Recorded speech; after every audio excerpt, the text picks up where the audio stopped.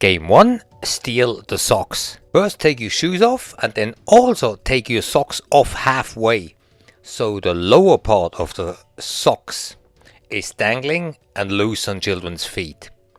And now we play tag with everyone trying to step onto each other's top half of the socks, only the loose part that is in front.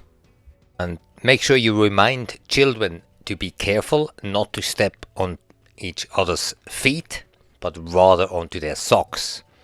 And ideally you play it in a confined area so children can't just run away to avoid getting tagged. And the goal here is to get other kids' socks off while keeping your own for as long as possible.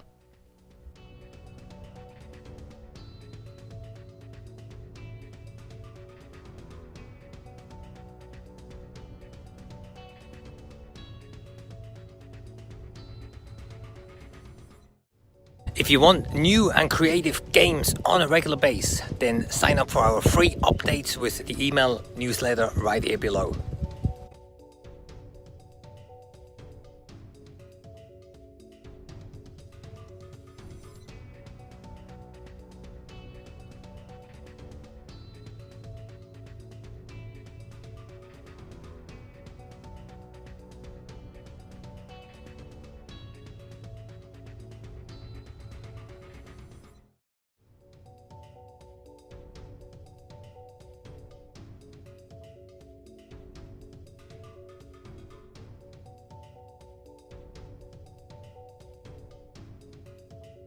This game works best if you have long socks where a big part of the socks stays on the floor hanging, and if you can have some extra or spare socks ready would be ideal. There's always some kids who have very short socks, so it's going to be very difficult to play with that.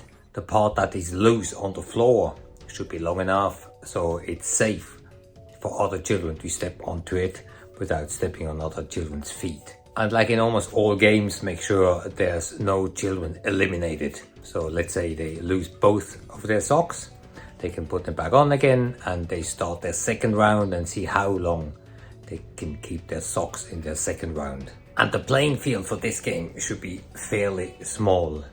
Otherwise, children will just keep running away, or at least half the children just run away to the edges of the playing field.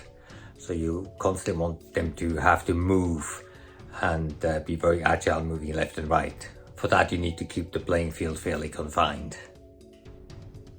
For goals, the main focus is reaction, and then in addition, like in all tag games, orientation is important, physical activity is improved, all of it, speed, endurance and balance as well, because children have to run around in their socks, which is quite unstable on a regular gym floor.